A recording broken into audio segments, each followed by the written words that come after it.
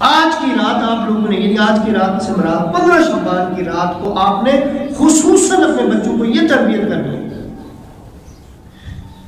اور اس رات کو آپ نے بچوں پہ کنٹرول کرانا ہے، اس رات کو آپ نے بچوں کی نفس کشی کرنی ہے، اس رات کو آپ نے بچوں میں وہ کام ہونے ہی نہیں دینا جو ان کو دنیاوی لعب و مزے میں مبتلا کرے، اس کام سے بچوں کو گریز کرانا، ان کی نفس کشی کرنی ہے اور ان کو ادھر لے آنا ہے، اور ان سے کہنا ہے کہ بیٹا سارا سال میں جو روزی کماتا ہوں نا تمہارے لیے، آج کی رات اللہ مجھے اس میں برکتیں عطا کرنے والا ہے، آج کی رات اللہ میری پریشانیوں کو دور کرنے والا ہے، خصوصاً آج کی رات خصوصاً اللہ پریشانیوں کو دور کرنے والا ہے، آج کی رات آؤ ہم اللہ سے پریشانیوں سے نجات پائیں۔ میں یہ بات بھی نہیں کہتا، ہمارے یہاں یہ بھی مشہور ہے شب برات پہ بعض اوقات فضولیات فضول قسم کی جو ہے نا وہ اتنے نفل جو موٹی موٹی بات ہے وہ یہ ہے، یہ سنیں کہ 2 نفل کا ثواب بہت ہے، 2 نفل ویسے بھی پڑھنے کا بڑا ثواب ہے، مطلب ضعیف حدیثیں بھی کافی ہیں، لیکن ضعیف حدیثیں جب کثرت سے آ جائیں تو وہ ضعیف نہیں رہتی، یعنی کہ آپ یہ دیکھیں کہ ایک بندہ جھوٹا ہے، ہمیں پتہ ہے جھوٹا ہے، وہ باہر جا کے کوئی خبر دیتا ہے، دوسرا بھی جھوٹا دیتا ہے، تیسرا بھی دیتا ہے، چوتھا بھی، اب سارے تو جھوٹ نہیں بول سکتے، اس کا مطلب ہمیں یقین ہو جانا چاہیے۔ شب برات کے حوالے سے کثرت سے احادیث روایات ہیں جن کو کہا گیا کہ یہ چیز ضعیف روایات ہے، لیکن زیادہ تعداد میں، تو حضرت عیسیٰ علیہ السلام کا ایک واقعہ بھی ہے، عیسیٰ علیہ السلام کا ایک واقعہ ہے کہ عیسیٰ علیہ السلام ایک پہاڑ سے جا رہے تھے تو آپ نے دیکھا کہ اس پہاڑ پر ایک گنبد ہے، سفید کبا ہے، سفید سا کبا نظر آیا، آپ حیران ہوئے، اللہ نے کہا تیری حیرانگی دور نہ کروں، عیسیٰ علیہ السلام نے اللہ کی بارگاہ میں عرض کی مولا دور کر، وہ کبے کا دروازہ کھلا، اندر سے ایک بزرگ بندہ باہر آیا، اس کے ہاتھ میں ایک عصا تھا، سبز عصا تھا، اور اندر انگوروں کی بیل تھی اور اس پہ انگور لگے ہوئے تھے اور پانی کا چشمہ بھی تھا۔ اس بندے سے عیسیٰ علیہ السلام نے پوچھا کون کیا کر رہے ہیں؟ کہا میں 400 سالوں سے اس کبے کے اندر اللہ کی عبادت کر رہا ہوں، جب بھوک لگتی ہے پانی پی لیتا ہوں، انگور کھا لیتا ہوں اور پانی پیتا ہوں جب پیاس لگتی ہے۔ عیسیٰ علیہ السلام نے رب کی بارگاہ میں عرض کی کہ باری تعالیٰ یقیناً یہ بندہ تجھے اس سے نہ کوئی محبوب ہوگا، نہ اس سے بڑھ کے کوئی عبادت کرنے والا ہوگا، نہ کوئی اس سے بڑھ کے کسی کو ثواب عطا کرنے والا ہوگا، 4 سالوں تنہا ہو کر تیری عبادت میں مبتلا ہے۔ رب نے کہا نہیں عیسیٰ، میرے آخری نبی محمد صلی اللہ علیہ وسلم کی امتی 15 شعبان کی رات کو جو 2 نفل عطا کرے گا نا، اس کو میں اس کے 400 سالوں کا ثواب عطا کروں۔ اس رات کی اتنی اہمیت، کعبہ میں بھی کوئی کہ یہ کیسے ساری راتیں اللہ کی، اسی کو سارے دن بھی ساری جگہ بھی اللہ کی، کعبہ میں کتنا ثواب ہے، مسجد نبی میں کتنا ثواب ہے، لاکھوں کا ثواب ہے، ہزاروں کا ثواب ہے، اس مسجد میں 27 گنا کا ثواب ہے، گھر میں، تو اس طرح فرق ہوتا ہے جگہوں میں، دینوں میں بھی اللہ خود کہتا ہے لیلۃ القدر 1000 مہینوں سے بہتر ہے، 1000 مہینے رات میں نہیں تو اتنا ثواب، 1000 مہینوں کا ثواب ایک لیلۃ القدر میں پائیں گے، 2 نفل پڑھ کر 400 سالوں کی عبادت کا ثواب، لیکن نفل کا، اس کے باوجود میں آپ کو اس سے روکوں گا، ان نفلوں سے روکوں گا، ان کو روکوں گا جن کے فرض رہتے ہیں۔ خدا کی قسم کسی سے بھی کسی بھی مفتی سے فتویٰ آپ لے لیں، آپ ساری زندگی رات نفل پڑھتے رہے، وہ آپ کے فجر کے 2 فرضوں کا مقابلہ نہیں کر سکتے، ان کی آپ سے پکڑ نہیں ہوگی، ان کی پکڑ ہوگی، ان کا سوال نہیں پوچھا جائے گا، لیکن محشر میں پہلا سوال نماز تو ہوگا، وہیں سے فرض نماز دی جائے، نفل کہاں قبول ہوں گے جب فرض ہی نہیں پڑھے۔ اس لیے اس رات کو اگر آپ جاگیں تو سب سے بہترین موقع یہ ہے، اس رات آپ اپنی سابقہ قضا نمازیں ادا کریں، فجر کے رہتے ہیں، ظہر کے رہتے ہیں، عصر کے، مغرب کے، عشاء کے، وہ فرض ادا کریں، وتر کو ادا کریں، وتر بھی قضا، 3 وتر بھی قضا کرنے ہوتے ہیں، وہ آپ ادا کریں۔ 400 سال کا عبادت کا ثواب ہے، لیکن وہ نہ پائے، اس کی پکڑ نہیں ہوگی. اس سے بہتر یہ اگر آپ کی قضا رہتی ہے تب پڑھنا پڑے، اگر رہتی ہے صلاۃ و تسبیح کو چھوڑے یہ پڑھے. جتنی دیر میں صلاۃ و تسبیح پڑھے اتنی دیر میں کتنی قضا ادا کرنی ہے. صلاۃ و تسبیح کا بھی بڑا اجر ہے جو میرے نبی پاک نے اپنے چچا حضرت عباس کو عطا کیا تھا. پھر صلاۃ و تسبیح ہم جماعت سے پڑھتے ہیں، وہ اکیلے پڑھنے کا زیادہ ثواب ہے. اچھا عجیب ہماری قوم ہے، ہماری قوم بھی عجیب ہے. دیکھیں نا، جماعت میں زیادہ آنے کا فرضوں کا ثواب ہے، اس میں آتے ہی نہیں. اور صلاۃ و تسبیح تنہا کا ثواب ہے. جماعت میں تو وہ نماز ہوتی ہی نہیں ہے، وہ تو سکھانے کے لیے تھی. سیکھنا چاہے تو جماعت سے پڑھ لیں، اس کا تنہا میں زیادہ ثواب ہے.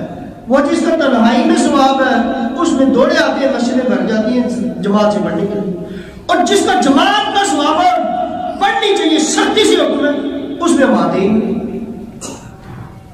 اس کا مطلب ہے ہم لوگ عظیم چیز کو چھوڑتے ہیں اور قلیل کی یعنی کثرت کو چھوڑ کر قلت کی طرف آنے والے. ہم یعنی اعلیٰ کو چھوڑ کر ادنا کی طرف آنے والے ہے. یہ بھی عظمت والی بات، لیکن ادنا کو ہم چنتے ہیں، اعلیٰ کو نہیں چنتے. قرآن کی تعلیم افضل ہے، نفلوں سے بھی افضل ہے. وہ پڑھے آپ قرآن کی تعلیم حاصل کریں. اللہ قرآن میں کیا کیا فرماتا ہے. قرآن خالی پڑھنا بڑا عظیم ہے، 10 نے کی ایک حرف کی، لیکن سمجھ کر اگر آپ ایک رکوع پڑھتے ہیں پورے قرآن سے افضل ہے. اور اسی طرح حضور نے فرمایا تھا، کچھ بندے نفل پڑھ رہے تھے، کچھ قرآن کو سیکھ رہے تھے. حضور نے فرمایا کام وہ بھی اچھا کر رہے ہیں، میں تمہارے ساتھ ان کے ساتھ بیٹھے جو قرآن کی تعلیم حاصل کر رہے ہیں.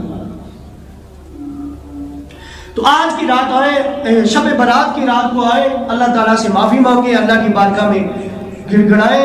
اللہ تعالیٰ اس رات کو رزق بھی عطا کرنے والا ہے. اس رات کو اور یہ بھی دیکھیں، ہو سکتا ہے آپ کا نام لکھا جا رہا ہو مرنے والوں میں اور آپ تیاریاں کر رہے ہو سوسوری پٹاؤ کی. ہو سکتا ہے آپ کا نام لکھ رہا ہو حضور نے فرمایا بندہ شادی کی تیاری کر رہا ہوتا ہے اس کا نام مرنے والوں کا لکھا ہوتا ہے، مرنے والوں نے لکھا ہوتا ہے. اور آج کی رات اللہ معاف کرنے والا ہے اور یقیناً سب کو معاف کرنے والا ہے. لیکن کچھ بندے ایسے جن کو اللہ معاف نہیں کرے گا. کچھ بندے اللہ ان کو معاف نہیں کرے گا. شراب کے عادی کو بھی اللہ معاف نہیں کرے گا، لیکن اگر وہ شراب سے سچی توبہ کرتا ہے اس کو معافی ہے. اس رات کو بھی معافی ہے. جب شراب ہی چھوڑ کے کہتا ہے مولا توبہ اب نہیں پیوں گا تو معافی ہے، ویسے اس کی بھی معافی نہیں. اب اس کے بعد چھوڑتا نہیں، اس کی معافی نہیں ہے. اسی طرح زانی کی بھی ہے، اس کی بھی معافی نہیں ہے، لیکن ان کی پھر بھی معافی ہے. کچھ وجہ سے میں کہوں گا پوری رات مغرب سے لے کر صبح فجر تک بیٹھ کے رو رو کر اللہ سے معافی مانگتے رہے، اللہ معاف نہیں کرے گا. کب؟ جب آپ کے ماں باپ آپ سے ناراض ہیں اور آپ ان کا دل دکھائے ہوئے ہیں، وہ ناراض ہیں اور آپ مسجد میں آئیں. سوچے بھی مت کہ آپ کی یہ عبادت قبول ہوگی، سوچے بھی مت کہ آپ کو معافی نہیں دے گی. کسی رشتہ دار کا دل دکھا کے آئے ہوئے ہیں، کسی کا حق کھا کے آئے ہوئے ہیں، آپ اللہ کی مخلوق کا حق کھا کے آئے اور اللہ آپ کو معاف کرے. اللہ تو مظلوم کا ساتھی ہے، ظالم کا ساتھی تو نہیں ہے. اللہ کیا فرماتا ہے قرآن میں؟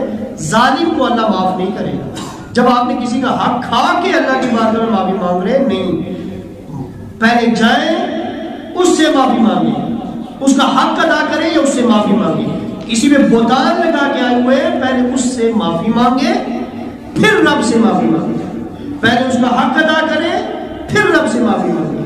کسی رشتہ دار کو ناراض کر کے آئے ہوئے پہلے اس سے جائے، اس کو راضی کرے پھر اللہ کو راضی کرے. میں کل بھی ایک جگہ بلکہ ان کے والد صاحب کو ختم تھا وہاں عرض کر رہا کہ دیکھیں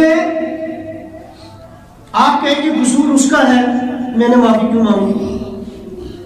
تو پھر تم نے اللہ کے لیے تو کچھ نہیں کیا. اللہ کے لیے کیا بندہ کرے؟ اللہ کے لیے کرے، قصور اس کا نہ بھی ہو کہے میں اللہ کے لیے معافی مانگوں.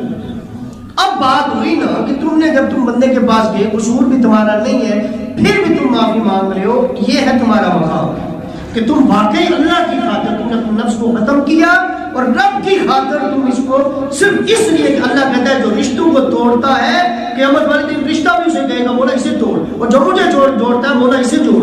تو اللہ تعالیٰ اسے جوڑے گا، اللہ اس کو اپنے ساتھ جوڑے گا. جو رشتوں کو جوڑے گا صرف رب کی عبادت ہے، اللہ اسے اپنے ساتھ جوڑ دیتا ہے۔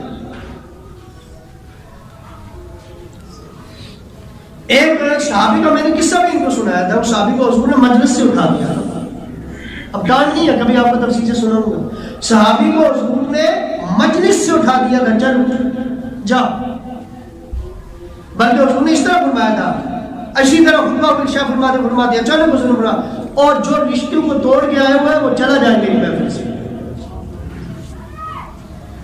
کیسا بدبخت ہوگا جو نبی جس کو کہے میری مجلس سے اٹھ جا۔ وہ صاحب وہ نہیں اٹھے، وہ صحابی تھے، جنتی تھے، حضور نے جنتی تو ان کو بلانا تھا، لیکن وہ نہیں اٹھے۔ پھر حضور نے اعلان کیا جو رشتہ توڑ کر آیا ہوا وہ میری مجلس سے اٹھے اور نکل گئے، وہ پھر نہیں اٹھا۔ تیسری مرتبہ ہوگا اٹھ، جو رشتہ توڑ کے آیا ہوا ہے اٹھو ورنہ میں اس کا نام لینے والا ہوں۔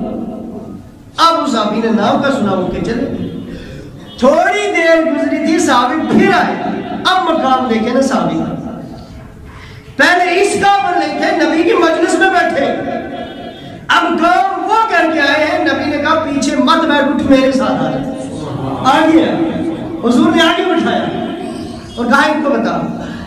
پھر اس صحابی نے کہا یا رسول اللہ میری خالہ میرے گھر آئی تھی نا، میں اس سے ناراض تھا، تو میں ہو گئی ہماری چپلش ہو گئی، بات ہماری تو میں بڑھ گئی اور میں اس سے غصے ہو گیا اور میں نے اسے کہا نکل جا میرے گھر، آئندہ بات نہیں ہوگی۔ خالہ کو ناراض کر کے آیا تھا۔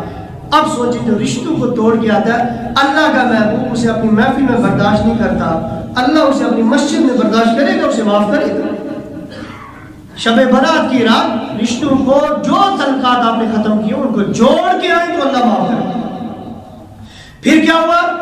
کہا جب یا رسول اللہ آپ نے مجھے اٹھایا، میں نہیں اٹھا، پھر نہیں اٹھا، لیکن جب آپ نے نام لینے کا کہا نا تو مجھے ڈر پیدا ہوا۔ صحابی کا یقین بھی دیکھے کہ نبی کو اللہ نے یہ علم غیب عطا کرتا ہے کہ میرا نام لے لیں گے تو میں اٹھ گیا، چلا گیا اور میں کہیں نہیں گیا، سیدھا اپنی خالہ کے گھر گیا۔ کہا کہ خالہ میں نے اتنی ذلت کبھی نہیں اٹھائی، میں نبی کی بارگاہ سے اٹھ کے آیا ہوں، نبی نے اٹھا دی اپنی مجلس سے، میں تیرا مجرم ہوں، مجھے معاف کر۔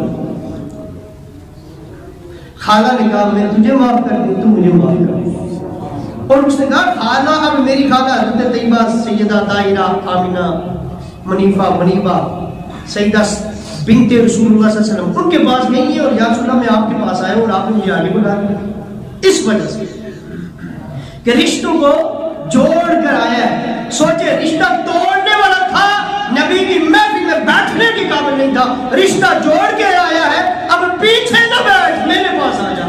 اتنا مقام حضور نے اسے ادا کیا اور کہا کیا؟